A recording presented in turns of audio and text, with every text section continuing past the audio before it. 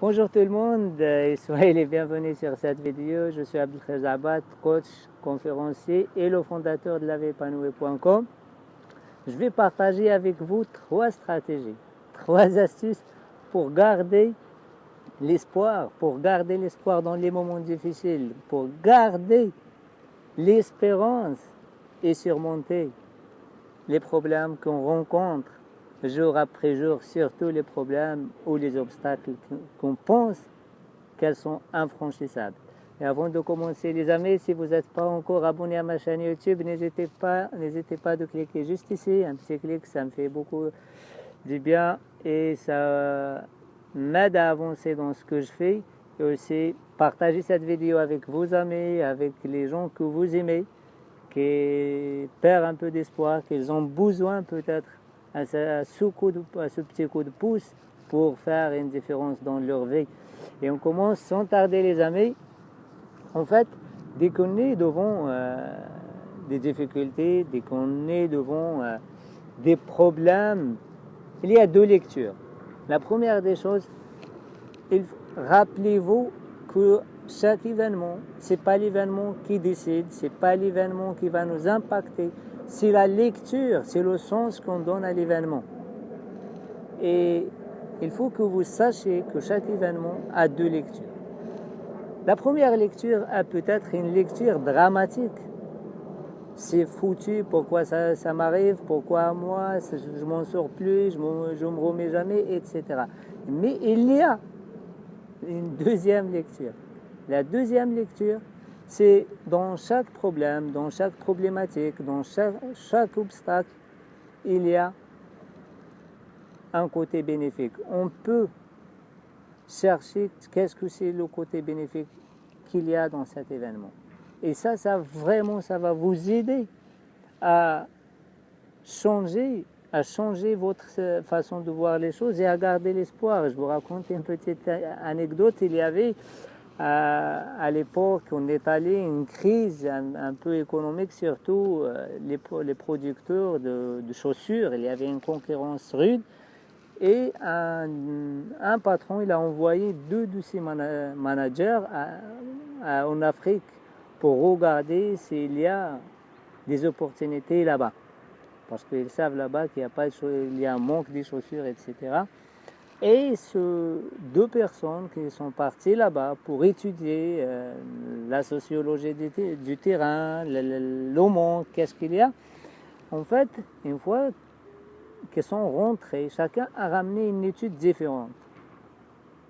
Le premier, il était choqué, il a trouvé l'Afrique, la plupart des Africains à l'époque, les années 60-70, il n'y a aucun qui porte des chaussures, c'est rare. Ou des gens qui portent des tongs, le pieds nus, etc. Il a dit, ouf. Il a dit à son patron, là, l'Afrique, oublie. On ne peut pas y aller, les gens, ils n'ont même pas besoin de chaussures. On ne peut pas les fabriquer des chaussures parce qu'ils ne les portent pas. Et le deuxième, il est revenu avec une autre étude, avec une autre vision. Et il dit à son patron, écoute, on déménage nos usines en Afrique.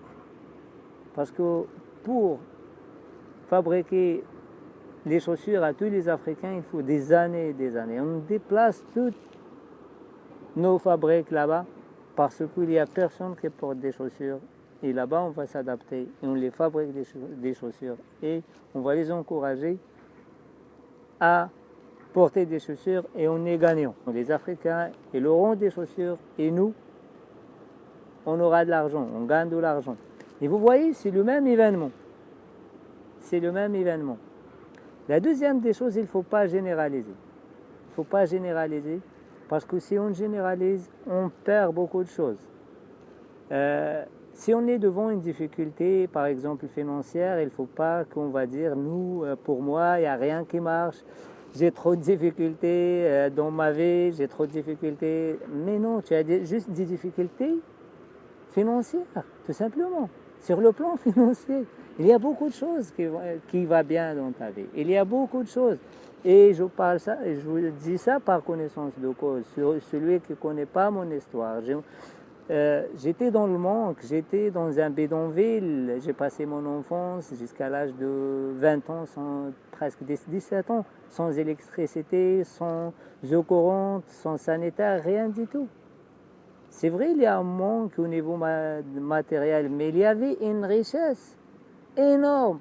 Il y avait trop d'amour, de valeur, de joie, de partage. Mais moi, à l'époque, j'ai généralisé ce manque matériel sur tous les domaines de ma vie, sur mes relations, sur tout. Je pense qu'il n'y a rien qui marche. Et j'étais dans la frustration. J'étais dans la frustration, dans la colère, dans la haine. Et c'est quelque chose qui m'a mordé de l'intérieur. C'est quelque chose qui m'a mordé de l'intérieur. J'ai travaillé et j'ai travaillé avec acharnement. Et j'ai oublié tout ce qu'il y a de côté. Quelque temps après, j'ai réussi à avoir cette liberté financière. J'ai réussi à changer ma situation. Et qu'est-ce qui s'est passé après? J'ai passé à côté de beaucoup de choses dans ma vie. Vous voyez, juste après que ma situation financière elle est stabilisée, paf, je chope une maladie. Je tombe malade. Et à ce moment-là, je me rends compte qu'avant, j'avais pas un manque. J'avais pas un manque partout, j'avais juste un manque d'argent. Et j'ai souhaité de donner tout mon argent et reprendre ma santé. Et la troisième astuce, c'est bien aussi de rester toujours optimiste, de penser toujours espoir, de penser, de regarder qu'il y a toujours sûrement quelque chose qui va venir. Éviter la colère, essayer de rester dans l'amour, parce que on perd, c'est comme j'ai dit, si on généralise, on perd espoir. Mais si on traite domaine par domaine et on garde l'espoir, parce que les moments que j'étais malade, je me souviens, j'ai eu cet espoir que je reprends un jour, je rencontre ma santé un jour, etc. Mais j'ai tout de suite compris, si je suis malade, c'est ma responsabilité, c'est ma frustration, c'est la révolte que j'avais en moi, c'est tout ça qui m'ont fait oublier de revenir vers moi-même. Et c'est pour cela, les amis, que je dis, si vous voulez la troisième, vraiment, gardez l'espoir et revenez vers vous-même. Écoutez le silence de votre âme. Souvent, votre âme, il cherche quelque chose. Il cherche vraiment la paix. Il ne cherche pas grand-chose. Revenez vers vous. C'est éviter tout ce bavardage. Éviter tout ce bavardage que vous répétez, toutes ces choses qui ne sont pas bonnes. Tout ce bavardage, ça ne vient pas de toi. Tout ce bruit, ça vient de ton ego. De notre ego. De mon ego. J'ai compris tout de suite que je n'écoute plus mon ego, je ne vais plus dans le bruit, je vais vivre dans le silence. Le silence, c'est la clé de l'âme. Et le bruit, c'est la manifestation de l'ego. Comme j'ai dit, la maladie, elle m'a beaucoup montré que j'étais juste tellement manque de l'argent, mais vraiment, et après même lorsque j'étais malade à l'hôpital, etc., je dis, mais pourquoi, quand je quitte l'hôpital, j'étais comme ça, j'arrivais pas à me mettre debout. Je dis, mais pourquoi ça m'arrive à moi? Dès que je reviens à l'hôpital et je trouve l'hôpital plein, je dis, mais ça m'arrive pas à moi. C'est la lecture que je donne. C'est pas à moi, ça arrive pas à moi. Ça arrive à tout le monde. Il y a plein de gens malades. Il y a combien d'hôpitaux qui sont pleins de monde malade. Ça n'arrive pas qu'à moi. Et j'ai posé les bonnes questions. Et j'ai posé les bonnes questions. J'ai dit, pourquoi je suis comme ça?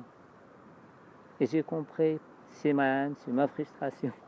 C'est la lecture que je donne les événements. Et j'ai tout changé. Et toujours j'ai gardé l'espoir. Et toujours il y a un monde meilleur. Toujours il y a quelque chose vraiment qui vous attend quelque part. Mais une chose est sûre aussi pour garder l'espoir. Une chose que vous pouvez rajouter, c'est bien demander de l'aide. Demandez de l'aide. Ne vivez pas dans la frustration. Il y a des coachs, il y a des des gens qui ont passé des expériences, etc. Allez les voir, demandez de l'aide, prenez contact. J'offre des séances de coaching gratuites. Allez sur mon site, inscrivez-vous. Si vous avez besoin d'un accompagnement, si vous avez besoin d'une évaluation, vas-y, fais-le, c'est gratuit. Prenez contact.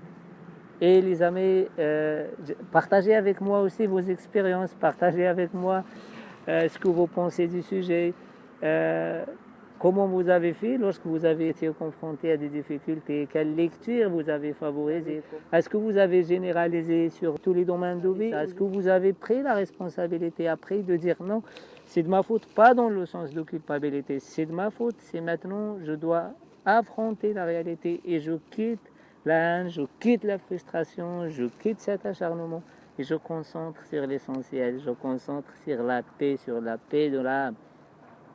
Et ça donne beaucoup de force, les amis. Regardez dans la nature, là il y a un petit cours d'eau derrière moi, et vous voyez, dès qu'il y a un obstacle, l'eau, il ne cherche pas à percer avec des forces, il contourne. Et c'est ça aussi qu'il nous faut. Les amis, je vais vous laisser liker cette vidéo, partager si vous n'êtes pas abonné, cliquez ici sur ma chaîne YouTube et partagez avec moi toutes vos expériences, tout ce que vous pensez du sujet. Et n'oubliez pas, si vous avez des difficultés, je suis là pour vous. Prenez contact. Si vous avez les moyens, c'est très bien. Si vous n'avez pas, on fait des séances gratuites. Faites-le pas. Dans l'attente de vos commentaires comme d'habitude et de vos inscriptions, je vais vous dire, je vous laisse et je vous aime comme d'habitude. Bye les amis.